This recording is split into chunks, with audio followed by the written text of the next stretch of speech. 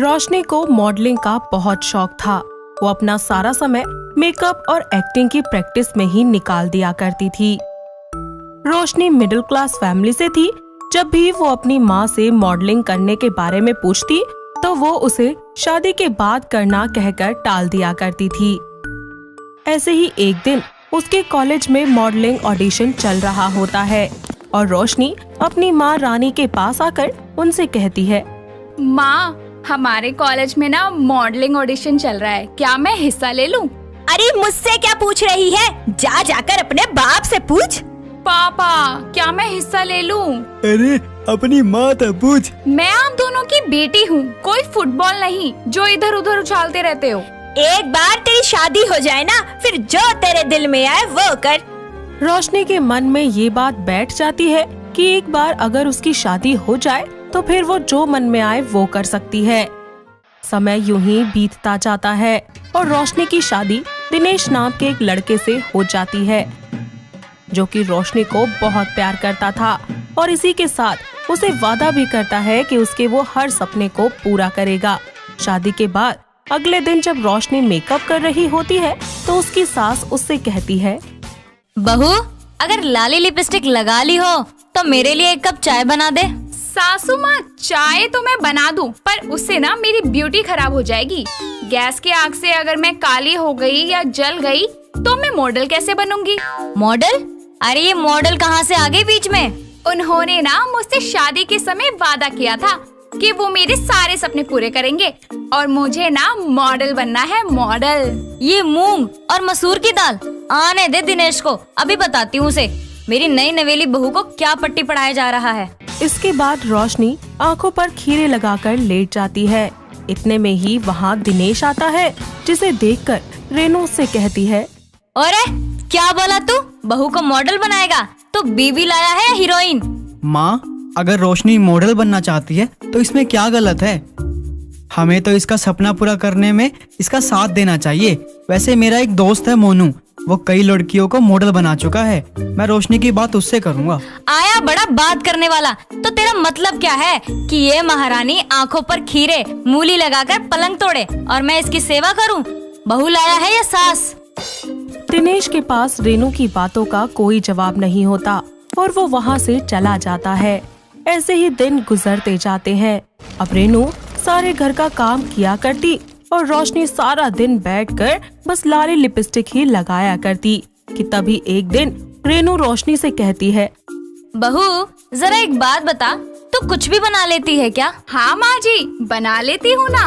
अरे अब की ना तूने पते की बात, बता क्या क्या बना लेती है? मैं बातें बना लेती हूँ, उल्लू बना लेती हूँ और सेल्फी लेते हुए मुंह बना लेती हूँ। हाय राम जी, अरे क्या बुरे कर्म किए थे मैंने जो मुझे ऐसी बहू मिल गई। अरे मेरे तो भाग ही फूट गए। माँ जी, मैं तो मजाक कर रही हूँ।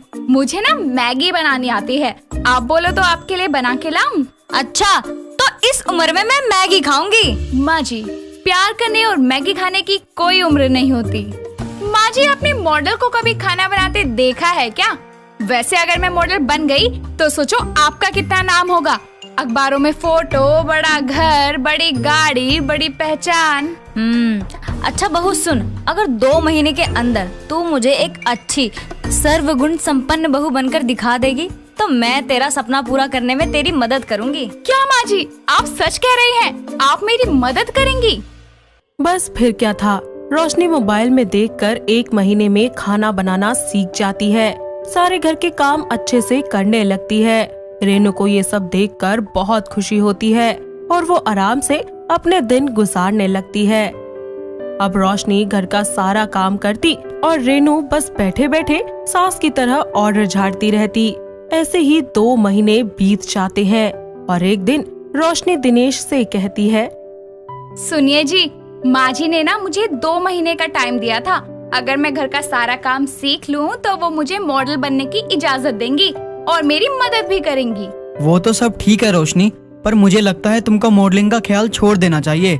माँ कभी नहीं मानेगी। अरे माँ जी ने मुझसे वादा किया है। अब ये सब छोड़िए और ये बताइए कि आप बता रहे थे ना कि मॉडलिंग लाइन में आपका एक दोस्त मोनू है, आप उसे बुला लीजिए ना प्लीज। हाँ ठीक है, अगर माँ ने कह दिया तो मुझे कोई दिक्कत नहीं हो सकती। मैं अभी उसे कॉल करके कल खाने पर बुला लेता हूँ। दिनेश अपने दोस्त मोनू को कॉल करता है और उसे अपने घर बुला लेता है, जिसके बाद दिनेश और मोनू मिलकर घर पर ड्रिंक करने का प्लान करते हैं। तभी वहाँ कमरे में रोशनी आ जाती है और मोनू को देखकर धीरे से दिनेश से बोलती है, अजी आप श्योर है ना, ये मेरी मॉडल बनने में मदद करेगा? हाँ बिल्कुल करेगा, पर क्या हुआ, ऐसे क्यों पूछ रही हो? अरे ये तो मुझे खुद सस्ता कबीर सिंह लग रहा है, क्या मॉडल बनाएगा मुझे? चुप करो, मेहमानों के बारे में ऐसा नहीं कहते। मोनू यार, मेरी बीवी सुंदर है और मॉडल बनना चाहती है। मैं चाहता हूँ कि तू मेरी मदद करे उसे मॉडल बनाने में। हाँ हाँ क्यों नहीं, तू मेरे भाई जैसा है, मैं जरूर तेरी मदद करूँगा। तभी वहाँ रेनू आ जाती है और उनकी बातें सुनकर बोलती है, अरे कोई मॉडल वॉडल नहीं बन रहा है इस घर में। एक तो इतनी मुश्किल से ये बहू लाइन पर आई है और काम वाम कर रही है अच्छे से घर का, अब तू नया ड्रामा लेकर आ गया बीच में। रेनू की ये बातें रोशनी सुनती है और उसका दिल टूट जाता है, जिसके बाद वो वहाँ से रोते हुए भाग जाती है। रेनू, दिनेश और मोनू उसे हर जगह ढूंढते हैं पर वो कहीं नहीं मिलती कि तभी रोशनी हाथ में बोतल लिए घर की छत पर चढ़ जाती है और फिर कहती है, कूद जाऊंगी, फान जाऊंगी, मर जाऊंगी, लेकिन मैं मॉडल बन के रहूंगी। क्या कर रही हो बेबी, प्लीज नीचे आ जाओ। वही कर रही हूँ जो एक मॉडल मॉडलिंग के लिए कर सकती है। Suicide suicide suicide. बहू जिद करना छोड़ दे, नीचे आ जा। माँ ने कहा कि एक्टिंग छोड़ दो, पति ने कहा कि मॉडलिंग छोड़ दो, अब आप कह रहे हो कि जिद छोड़ दो। कल को कोई कहेगा कि दुनिया ही छोड़ दूं। अरे भाभी नीचे आ जाओ, अरे मर आ जाओगी। गली वालों, ये जो मोनू है ना, मोनू, ये मुझे मॉडलिंग का काम देने वाला था, पर मेरी ये सास ने बीच में भाजी मार दी। दुनिया वालों, मैं जा रही हूँ। भगवान, मैं आ रही हूँ। बहू तू नीचे आ जा, मेरे लिए तुझसे बढ़कर और कुछ नहीं है। तू मॉडल जरूर बनेगी और इसमें मैं तेरा पूरा साथ दूंगी। माँ जी, क्या कहा आपने? आप मेरा साथ देंगी? मुझे आवाज नहीं आई, जरा जोर से बोलिए ना। हाँ बेटा, मैं तेरा साथ दूंगी, लेकिन तू नीचे आ जा। जाना नहीं है ना? आ रही हूँ, मैं नीचे आ रही हूँ, अभी आई। रोशनी नीचे उतर आती है और रेनू उसे गले लगा लेती है, जिसके बाद रेनू और दिनेश मिलकर रोशनी का सपना पूरा करते हैं और साथ ही उसे एक सक्सेसफुल मॉडल भी बनाते हैं और उसका पूरा साथ देते हैं। इस सब के बाद वो तीनों एक बार फिर से खुशी खुशी रहने लगते हैं। तूफानी रात में विनय अपनी जान बचाते हुए इधर उधर कोई ठिकाना ढूंढता हुआ भागा जा रहा था। रात के घने अंधेरे में उसकी आंखों ने एक छोटी सी पर नजदीक में ही एक रोशनी देखी। वो उस रोशनी की तरफ दौड़ने लगा।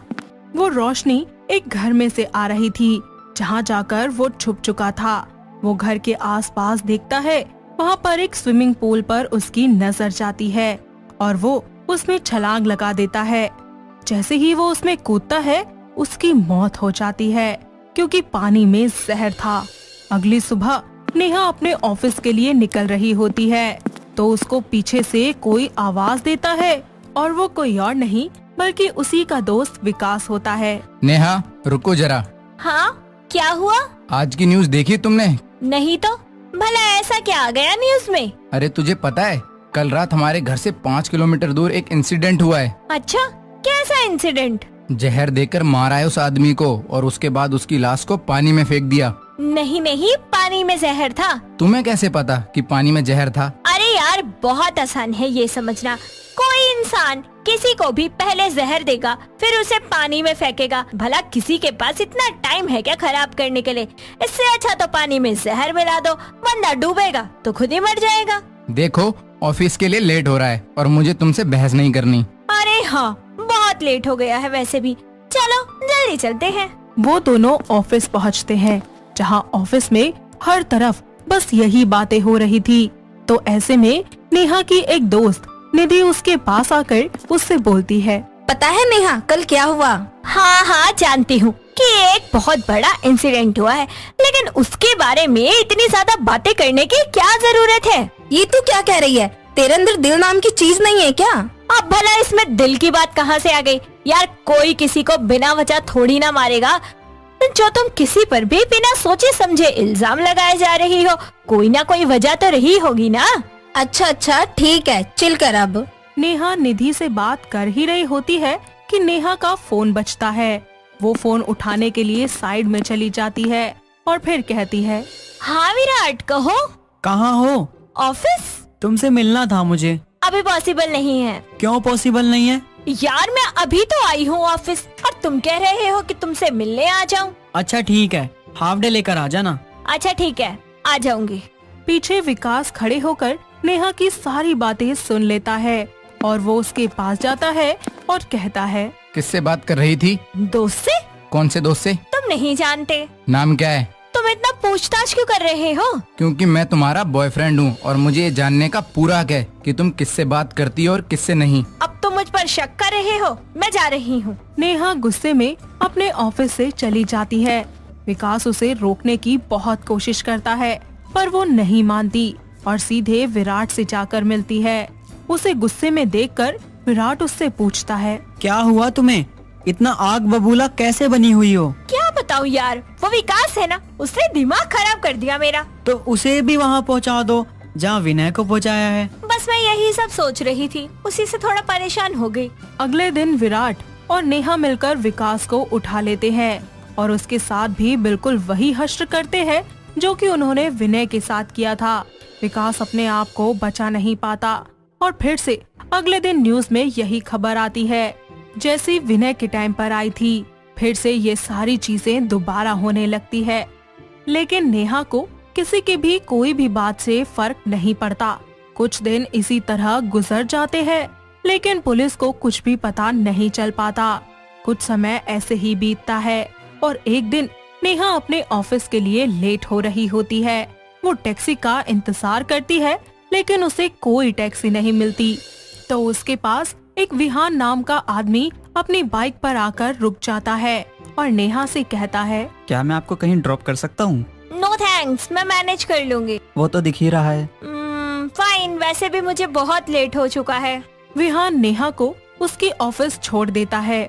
नेहा विहान को बिना थैंक यू बोले अपने ऑफिस में जाने लगती है तो विहान उसे पीछे से आवाज लगाते हुए कहता है, हेलो मिस, कहाँ चली जा रही हो? ऑफिस जा रही हूँ, दिखाई नहीं देता? वो तो नजर आ रहा है, पर शायद आपको कुछ कहना चाहिए था अभी। थैंक यू, बस अब मैं जाऊँ? जी बिल्कुल। इस सब के बाद विहान वहाँ से चला जाता है।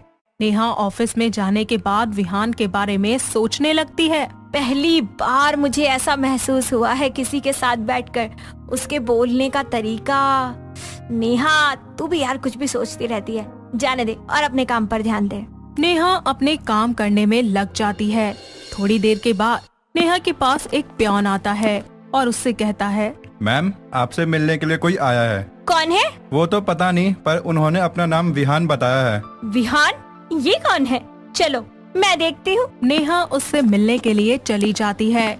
जब वो नीचे आकर देखती है तो उसे पता चलता है कि उससे मिलने कोई और नहीं बल्कि वही लड़का आया है जिसने उसे आज सुबह ऑफिस ड्रॉप किया था।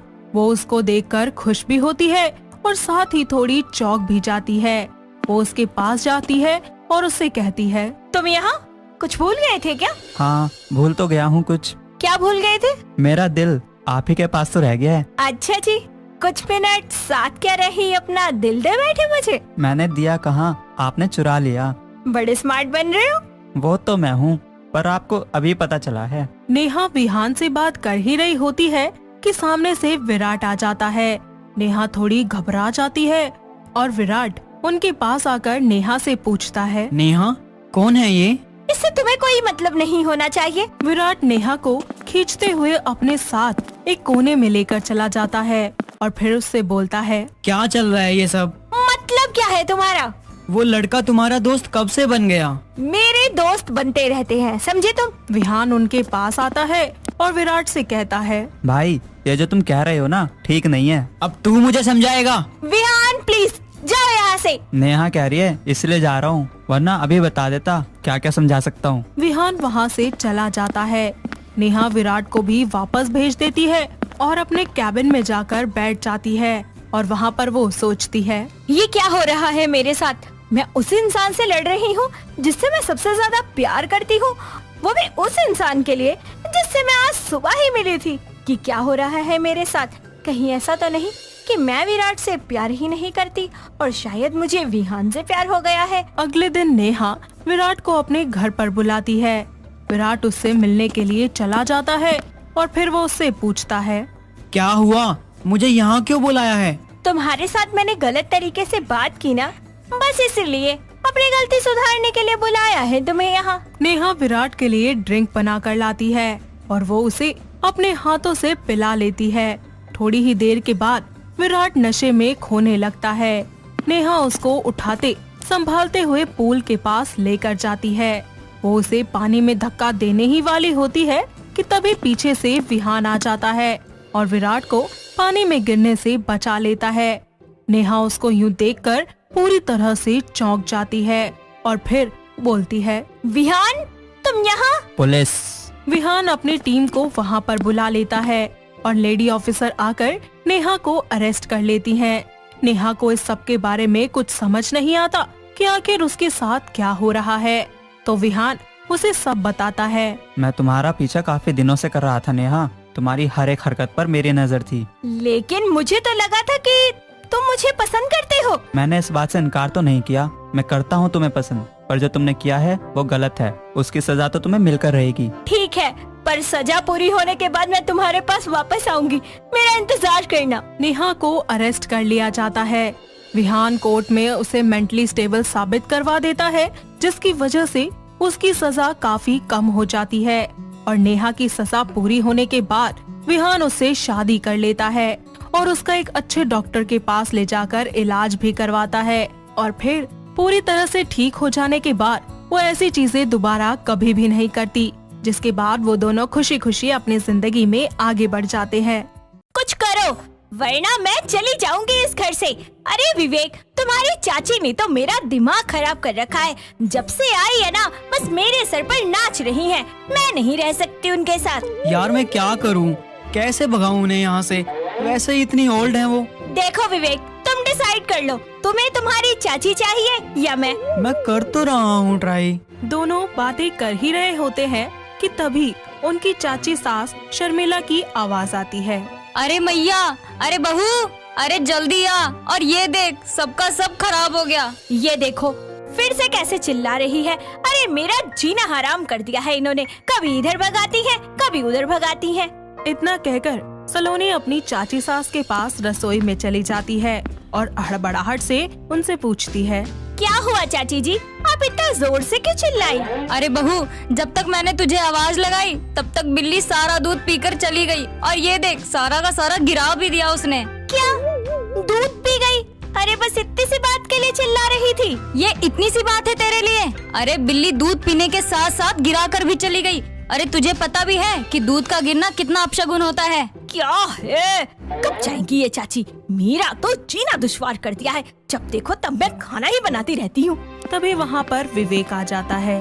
अरे यार क्या हुआ तुम्हें, चाची जी ने बुलाया था ना? अरे पूछो मत, पूरे गांव का खाना बनाने के लिए ऑर्डर कर दिया तुम्हारी चाची ने तो। हाय कितने मजे के दिन थे पहले हमारे। इतना बोलकर वो अपने बीते पलों में खो जाते हैं, जहाँ दोनों गोवा के बीच पर मजे कर रहे होते हैं। सलोनी पानी में से निकलकर बाहर आती है तो वहीं दूसरी ओर विवेक हाथ में जूस का गिलास लिए चेयर पर म्यूजिक सुन रहा होता है। ऐसे में सलोनी उससे बोलती है, विवेक कितना अच्छा व्यू है ना यहाँ का, और कितना सुकून भी है। वैसे हमें ऐसे ट्रिप पे बार बार आना चाहिए। हाँ बिल्कुल, और मजे भी आते हैं, माइंड फ्रेश सा हो जाता है। शाम के वक्त दोनों एक साथ बैठकर रोमांटिक डिनर करते हैं। इसी तरह अगले दिन दोनों गोवा के फेमस बीच पर घूमने जाते हैं। कुछ ही देर के बाद सलोनी बोलती है, विवेक यार हम इतने दूर आ गए, अब शॉपिंग पर भी ले चलो ना। अच्छा ठीक है, चलो चलते हैं। I love you my sweet husband. I love you too. चलो तुम्हारी शॉपिंग करा दूं, वरना बाद में बोलोगी फिर। इतना बोलकर विवेक सलोनी को शॉपिंग करवाने ले जाता है। ऐसे ही 2 दिन बीत जाते हैं और वो लोग घूमने के बाद वापस अपने घर भोपाल लौट आते हैं। दोनों आपस में बातें कर ही रहे होते हैं कि तभी उनके घर की डोरबेल बजती है। सलोनी जैसे ही दरवाजा खोलती है तो देखती है कि एक बुढ़िया कंधे पर बैग लटकाए वहाँ खड़ी है और घर में कुछ कहते हुए घुस जाती है। अरे बहू, कितनी देर कर दी तूने? अरे बबलू कहाँ है? आंटी, आप कौन है? और यहाँ कोई बबलू डबलू नहीं रहता। अरे बेटा, तेरी चाची सासू, तेरी सास के चाचा की बुआ की बेटी की ननद। अब तुझे कहाँ से याद होगा? चंद्रवती तो लुढ़क गई ना। और हाँ, तेरा पति जब छोटा था तब उसे बबलू कहा जाता था। नहीं नहीं चाची जी, मुझे याद आया। माँ जी ने बताया था आपके बारे में, थोड़ी बहुत पहचान पा रही हूँ मैं आपको। अरे बेटा, पहले कहाँ फोटो वोटो हुआ करती थी। अच्छा ये सब छोड़, जरा पानी वानी पिला दे मुझे। जी जी, मैं अभी लाती हूँ चाची जी। इतना कहकर सलोनी रसोई में जाती है और विवेक को गुस्से से बोलती है। विवेक, ये कौन सी चाची है तुम्हारी? मैंने तो आज तक नहीं देखा, ना ही तुम्हारी माँ से कभी सुना इनके बारे में। और ये क्या बबलू बबलू लगा रखा है? तुम्हारा नाम बबलू था क्या बचपन में? Relax baby, calm down. कौन चाची जी? मैं भी नहीं जानता, और मुझे कभी बबलू डबलू नहीं बोला, समझी ना? कहाँ है वैसे? अरे सीधा घर में घुसी और पसर गई सोफे पे। इतना बोलकर वो पानी ले जाकर शर्मिला को दे देती है और विवेक उनके पैर छूकर उनसे अटक कर कहता है। चाची जी नमस्ते, आप कैसे आई हैं? और कहाँ से? वो क्या है ना चाची जी, मैं भूल गया हूँ, बहुत छोटा था ना जब। अरे बबलू, भूल गया तू? तुझे कैसे मैं गोद में झुलाती थी, खाना खिलाती थी और तेरी बहुत कुटाई भी करती थी। तेरी सास का कौन सा गांव है वो? सीतापुर। हाँ, वहीं से आई हूँ। जी चाची जी। छी, हाय हाय। दोनों बदबू से बचकर जल्दी से वहाँ से जाने लगते हैं कि शर्मिला उन्हें रोकती है और एक बार फिर से पाद मारकर बोलती है। अरे दोनों कहाँ जा रहे हो? मेरे पास बैठो ना। अरे बहू, तू एक काम कर दे, बहुत भूख लग रही है मुझे, तो ऐसा कर कुछ चटपटा सा बना दे, 2-4 खाने के लिए। जी चाची जी, अभी बनाती हूँ। अंदर जाकर सलोनी शर्मिला का बोला हुआ सारा खाना बनाती है, जिसे बनाते बनाते उसकी हालत बहुत ज्यादा खराब हो जाती है। साथ ही वो गुस्से में बड़बड़ाती रहती है। तभी विवेक उसके पास जाकर बोलता है। सलोनी, तुम थक गई हो ना? क्या तुम ठीक हो? अरे क्या खाक ठीक हूँ मैं? तुम्हें दिखाई नहीं देता? ये पूरी बारात जितना खाना बनाना पड़ रहा है मुझे। अरे इतना खाना मैं अगर गरीबों को खिलाती ना तो रज रज के दुआएं देते मुझे। कुछ ही देर के बाद सलोनी का सारा खाना बनकर तैयार हो जाता है और वो शर्मिला को खिला भी देती है।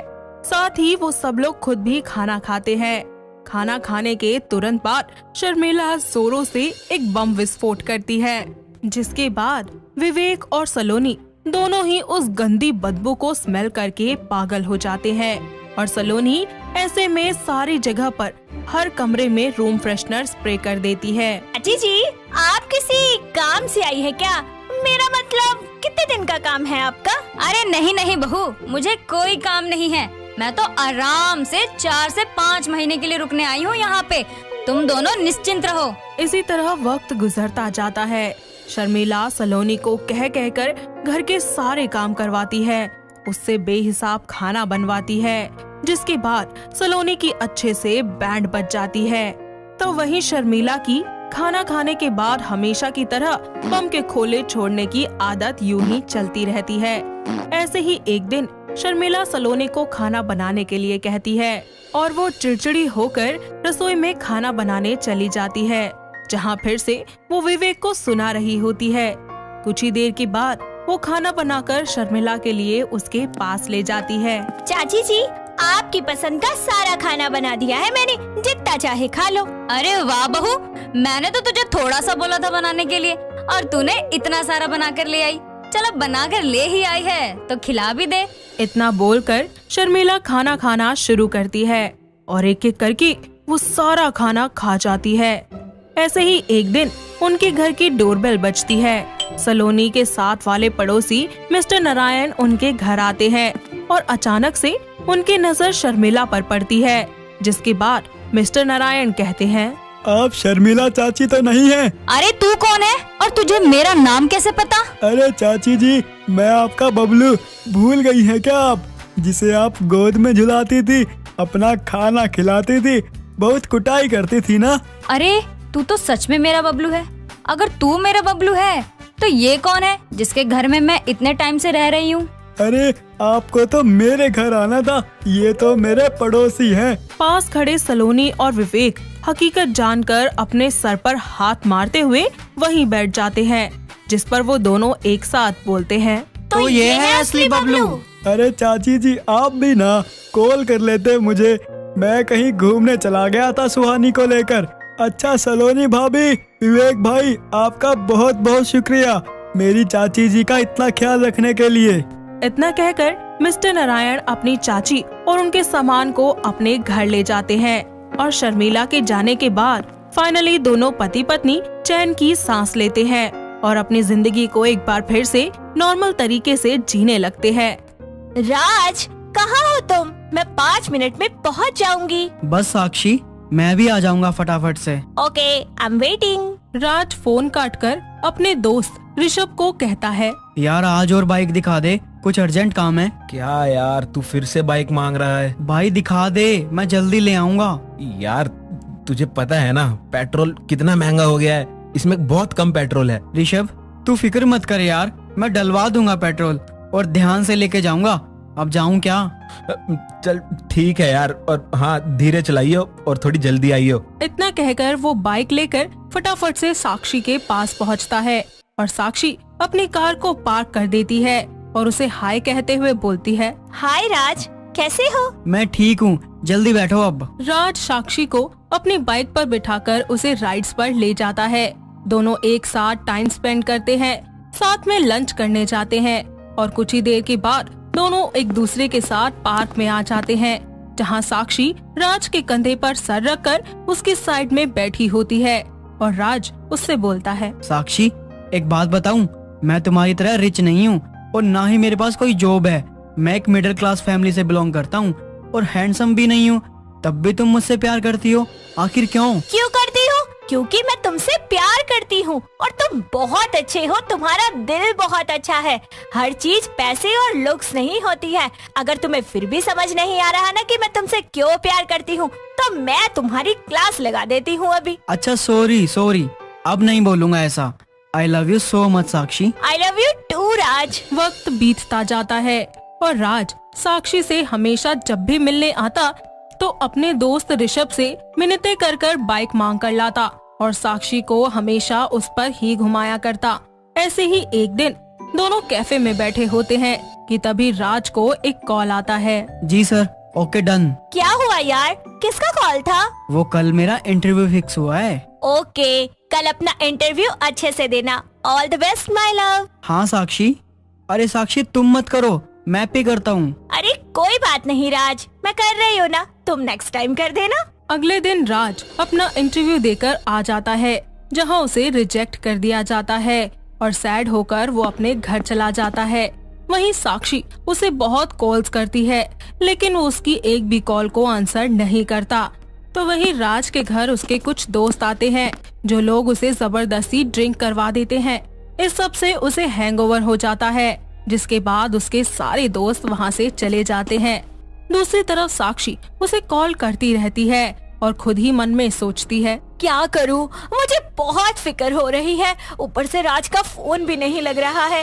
घर की चाबी तो है मेरे पास, एक काम करती हूँ वही चली जाती हूँ, पर घर आएगा तो पता चल जाएगा। इतना बोलकर साक्षी उसके घर चली जाती है और चाबी से दरवाजा खोलते ही जब वो फ्लैट में आती है तो देखती है कि राज अजीब से तरीके से बेड पर लेटा हुआ है और उसके करीब जाकर उसे पता चलता है कि राज नशे में है।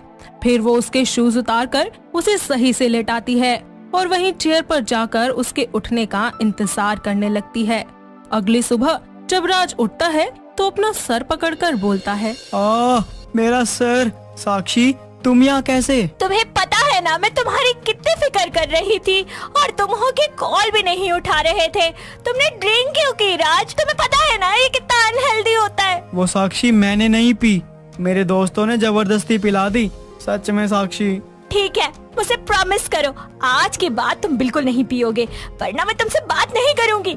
अच्छा ठीक है, प्रॉमिस नहीं करूँगा दोबारा। ये हुई ना बात। ऐसे ही एक दिन साक्षी अपनी माँ विनीता से राज के बारे में सब बता देती है, जिसके बाद विनीता कहती है। अरे मैं क्या बताऊं, तेरे पापा ही बताएंगे इसके बारे में। मैं जाती हूँ, मुझे पूजा करनी है। ठीक है मॉम, मैं बाहर जा रही हूँ, शाम तक आऊंगी। साक्षी अपनी कार लेकर राज से मिलने जा ही रही होती है कि तभी रास्ते में वो अपने दोस्त भुवन को फोन करके बुला लेती है और भुवन जैसे ही आता है तो वो उससे पूछता है। साक्षी, वो लड़का तेरे लायक नहीं है। अरे अपना स्टैंडर्ड देख और उसका देख, तू कैसे एडजस्ट कर रही है। ना शक्ल है और ना ही सूरत, और ऊपर से जॉब भी नहीं है। यार भुवन, तू ऐसे मत बोल, तुझे कोई हक नहीं है। राज बहुत अच्छा है। सब कुछ पैसा नहीं होता यार लाइफ में, सच्चा प्यार बहुत मायने रखता है जिंदगी में। और सुन, मेरी कार तू चला ले जब तक मैं राज के पास जाती हूँ। ठीक है। राज अपने दोस्त ऋषभ से एक बार फिर बाइक मांगकर ले आता है और साक्षी को अपने साथ घुमाने ले जाता है। दोनों बाइक को साइड में लगाकर एक दूसरे से बातें कर ही रहे होते हैं कि तभी ऋषभ राज और साक्षी को एक दूसरे के साथ देख लेता है और गुस्से से कहता है। अच्छा बेटा, तो तेरा इंटरव्यू यहाँ चल रहा है? नहीं, इंटरव्यू नहीं, तेरी आशिकी चल रही है यहाँ। तो तूने मुझसे झूठ बोलकर बाइक मांगी? वो यार मैं क्या ये चल बाइक दे मेरी। गुस्से में ऋषभ अपनी बाइक लेकर वहाँ से चला जाता है। तभी साक्षी बोलती है। राज, तुम्हारी बाइक नहीं थी? मुझे तुमने इतने टाइम से बताया क्यों नहीं? और तुम तो हर जगह मुझे उसी बाइक पर ले जाते थे, वो सब कैसे? साक्षी, मुझे माफ कर दो। मैंने तुमसे ये बात छिपाई। तुम्हें खुश रखने के लिए, तुम्हारे साथ टाइम स्पेंड करने के लिए बाइक मांगी थी। मैं इतना बेकार हूँ ना कि मेरे पास खुद की बाइक भी नहीं है। कोई बात नहीं राज, तुम इतना होपलेस मत हो, सब ठीक हो जाएगा। जॉब लग जाएगी तब ले लेना बाइक। नहीं यार, मैं शायद तुम्हारे लिए ठीक ही नहीं हूँ। हमें ब्रेकअप कर लेना चाहिए। हिम्मत कैसे हुई तुम्हारी ऐसा बोलने की? समझ में नहीं आता। Damn it, I love you so much. आज के बाद दोबारा ये बात बोलने की कोशिश भी मत करना। Sorry Sakshi, I love you too. वक्त बीतता जाता है। राज इंटरव्यू तो देता है लेकिन उसका कहीं पर भी सिलेक्शन नहीं हो पाता। इसी बात को लेकर वो बहुत ज्यादा दुखी हो जाता है, जिसके बाद वही दोस्त एक बार फिर उसे जबरदस्ती ड्रिंक करवा देते हैं। अचानक से साक्षी उससे मिलने के लिए दोबारा उसके घर पहुंचती है और ये सब देखकर वो बहुत ज्यादा डिसअपॉइंट हो जाती है। साथ ही अगले दिन उसे कॉल करके कहती है। राज, मुझे तुमसे मिलना है और कुछ जरूरी बात बतानी है। ठीक है, हम राजधानी पार्क में मिलते हैं। ओके। जिसके बाद वो राज से वहाँ मिलने पहुँचती है और उसकी फिक्र करते हुए वो उसे बहुत सुनाती है। इसी बीच राज खुद को बहुत ही ज्यादा डिस्टर्ब महसूस करता है क्योंकि उसका ड्रिंक करने का मन जो कर रहा था।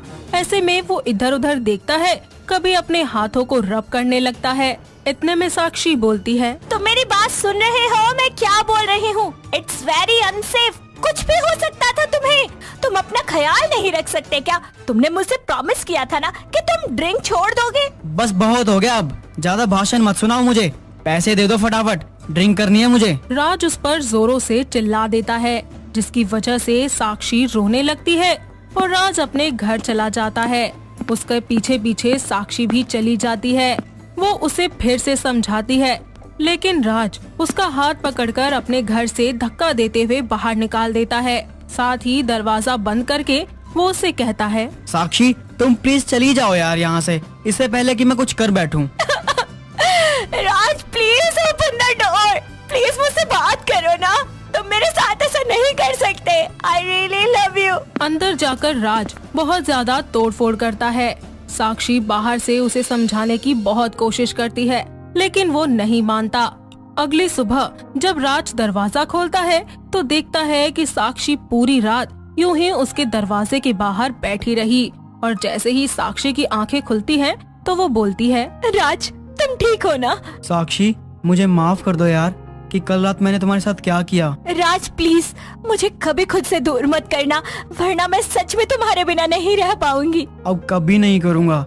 तुम मुझे कुछ बताने के लिए आई थी ना कल? हाँ, बताने तो आई थी लेकिन ड्रिंक की बात मैं बता ही नहीं पाई। हाँ तो बताओ ना अब। वो बात ये थी कि मैंने तुम्हारा सीवी कंपनी में भेजा था और तुम सेलेक्ट हो चुके हो। कल तुम्हारी ज्वाइनिंग है, तुम्हें बुलाया है। सच साक्षी? हाँ राज, और अब देखना सब ठीक हो जाएगा। अगले ही दिन से राज ऑफिस जाना शुरू कर देता है और अपने गलत दोस्तों का साथ भी हमेशा के लिए छोड़ देता है। साथ ही कुछ ही समय के बाद राज साक्षी के मम्मी पापा के पास जाकर उसका हाथ मांगकर उससे बड़ी ही धूमधाम से शादी कर लेता है और शादी के बाद दोनों पति पत्नी एक साथ खुशी खुशी अपनी जिंदगी की नई शुरुआत करते हैं। पीहू दर्द से तड़प रही होती है, जिसके कारण वो जोर जोर से रोते हुए खुद से कहती है, हे भगवान, ये दर्द तो मेरी जान लेगा। जाने अनजाने मेरी गलतियों की इतनी बड़ी सजा मत दो मुझे भगवान। पीहू चुलबुली सी लड़की थी, लेकिन उसकी एक बुरी आदत थी, छुपकर स्लेटी और मिट्टी के बर्तन खाना। उसकी माँ बेला पीहू की इस आदत से बेहद परेशान रहती थी। आए दिन वो अपनी बेटी पीहू को इसके लिए टोका करती थी। एक दिन पीहू अपने कमरे में बैठी स्लेटी और मिट्टी का टुकड़ा लिए उसको खा रही होती है कि तभी वहाँ पर बेला आती है और उसको ऐसा करता देखकर गुस्से से बोलती है, पीहू तू कब सुधरेगी? इतनी बड़ी हो गई है, अकल कब आएगी तुझे? ये खाना छोड़ दे, आगे अगर दर्द हुआ ना पीठ में तो रोएगी। अरे माँ, कुछ नहीं होता, आप टेंशन ना लो। कैसे ना लूं टेंशन? तुझे तो फिक्र नहीं है, पर मैं तो तेरी माँ हूँ ना। मुझे नहीं पता, अगर तूने आज के बाद ये स्लेटी या मिट्टी खाई तो मुझसे बुरा कोई नहीं होगा। आपसे बुरा और है भी कौन मम्मी? हाँ हाँ, उड़ा ले मजाक, बाद में याद आएगी माँ की ये टोका टोकी। पीहू पर उसकी माँ की बातों का कोई असर नहीं होता और वो आए दिन छुप छुप कर स्लेटी और मिट्टी खाती रहती। ऐसे ही एक दिन वो कॉलेज में स्लेटी खा रही होती है, जिसे देखकर उसकी दोस्त पिंकी उससे कहती है, ओ बददिमाग लड़की, एक पड़ेगा तेरे खींच के थप्पड़। ये क्या खा रही है? फेंक इसको। क्या है यार पिंकी, खाने देना। तुझे चाहिए तो तू भी ले ले, पर मुझे मत रोक। तेरे कान के नीचे पड़ेगा अगर तूने इसको फेंका नहीं। पता है कितनी बुरी चीज है ये पेट के लिए। तू रहने दे, अपना ये मेडिकल का ज्ञान ना तू अपने स्टूडेंट्स को दियो, मुझे मत दे। जा मर फिर। और अगर पेट दर्द होने पे मेरे पास आई ना कि यार पिंकी कोई दवाई दे दे, तो दवाई के नाम पे एक मुक्का दूंगी। पीहू और पिंकी दोनों बेस्ट फ्रेंड्स थी। पिंकी डॉक्टर बनने की तैयारी कर रही थी, इसीलिए वो जानती थी कि मिट्टी और स्लेटी खाने से क्या नुकसान होते हैं, लेकिन पिंकी के समझाने पर भी पीहू के दिमाग में कुछ नहीं घुसता। ऐसे ही समय निकलता जाता है और अब पीहू का कॉलेज भी खत्म हो जाता है, जिसके बाद उसकी शादी के लिए अभिषेक नाम के लड़के का रिश्ता आता है और अभिषेक अपनी माँ कुसुम के साथ पीहू को देखने उनके घर आता है। दोनों माँ बेटे को पीहू बहुत पसंद आती है और कुछ ही समय के बाद उन दोनों की शादी हो जाती है। पीहू अपने ससुराल की जिम्मेदारियाँ बखूबी निभाती है, लेकिन स्लेटी और मिट्टी खाने की आदत अब भी उसकी नहीं जाती और वो बहुत सारी स्लेटी और मिट्टी के बर्तन टुकड़े करके खाने लगती है। साथ ही अपने कमरे की अलमारी में भी छुपा कर रख लेती है। ऐसे ही एक दिन कुसुम पीहू से कहती है, बहू, ओ बहू, जरा इधर आ। हाँ माँ जी। अरे ये देख बहू, टूटे हुए मिट्टी के बर्तन का टुकड़ा मेरे पैरों में चुभ गया। ठीक से साफ सफाई नहीं करती क्या तू? पीहू ये देखकर डर जाती है कि कहीं उसकी सास के सामने ये उसकी मिट्टी के बर्तन खाने की आदत न आ जाए, इसीलिए वो इसको छुपाने को सोचती है। माँ जी अच्छे से तो की थी, लगता है शायद रह गया गलती से। लाइए मैं फेंक देती हूँ इसे। पीहू बात को छुपाते हुए बच जाती है। ऐसे ही एक दिन पीहू के पेट में दर्द होता है। दर्द हल्का होने पर वो ध्यान नहीं देती, लेकिन शाम होते होते उसके पेट में बहुत तेज दर्द हो जाता है, जो कि उसके बर्दाश्त से बाहर होता है। वो दर्द के मारे जोर जोर से रोने लगती है, साथ ही अपनी सास और अपने पति को आवाज लगाते हुए कहती है, अभी जी, माँ जी, कहाँ है आप दोनों? जल्दी आइए, मैं मर जाऊंगी नहीं तो। पीहू की दर्द भरी आवाज सुनकर दोनों माँ बेटे भागे आते हैं और उसको दर्द में देखते हुए अभिषेक पीहू को तुरंत उसी की ही डॉक्टर दोस्त पिंकी के पास ले आता है। पिंकी पीहू का पूरा चेकअप करती है और दर्द की वजह जानने के लिए उसके कुछ टेस्ट और अल्ट्रासाउंड करके पता लगाती है और उसको जिस बात का डर होता है वही हो जाती है, जिसके बाद वो पीहू के पास जाकर उससे बोलती है, क्यों मैडम, कहा था ना छोड़ दे ये बुरी आदत है, लेकिन तुमने तो मेरी बात नहीं मानी। लो, हो गई ना प्रॉब्लम। अभिषेक पिंकी की बातें सुनकर कुछ भी समझ नहीं पाता और वो पिंकी से पूछता है, क्या बात है पिंकी, कैसी आदत, क्या हुआ है पीहू को? इतनी तेज दर्द आखिर उसको किस वजह से हुआ है? आपको नहीं पता? पीहू मैडम को स्लेटी और मिट्टी के बर्तन खाने की आदत है। इसको मैंने पहले भी समझाया था लेकिन ये नहीं मानी। अब देखो किडनी में पथरी हो गई ना। क्या पथरी? सलेटी खाने की वजह से पीहू तुम सलेटी खाती थी? शादी के बाद भी तुमने खाई है क्या? हाँ अभिषेक जी, मुझे माफ कर दीजिए। आप चिंता मत करो अभिषेक जी, मैं कुछ दवाइयाँ दे रही हूँ, लेकिन हाँ याद रखना कि अब ये सब ना खाइए और इसी के साथ साथ इसको ज्यादा से ज्यादा पानी पिलाना। अभिषेक पीहू को घर ले आता है, जहाँ कुसुम को पीहू के दर्द का कारण पता चलता है और वो पीहू से बोलती है, अच्छा तो ये तू थी जिसके कारण घर में मिट्टी के टुकड़े पड़े रहते थे। हाँ माँ जी, पर अब और नहीं खाऊंगी, पक्का। अरे कोई बात नहीं बहू, ऐसी उम्र में अक्सर ये सारी चीजें खाने की आदत लग जाती है और अब तो तुझे पथरी हो चुकी है, तो प्लीज ये सब छोड़ दे बहू।